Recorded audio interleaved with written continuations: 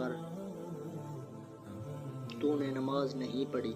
وہ آدمی گیا، اس نے اسی طرح نماز پڑھی جیسے پہلے پڑھی تھی۔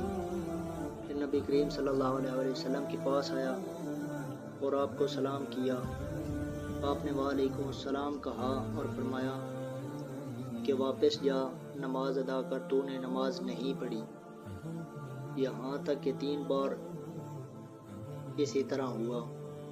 تو اس آدمی نے عرض کیا، اس ذات کی قسم جس نے آپ صلی اللہ علیہ وسلم کو حق کے ساتھ بھیجا ہے، میں اس سے زیادہ اچھی نماز ادا نہیں کر سکتا، مجھے سکھا دے۔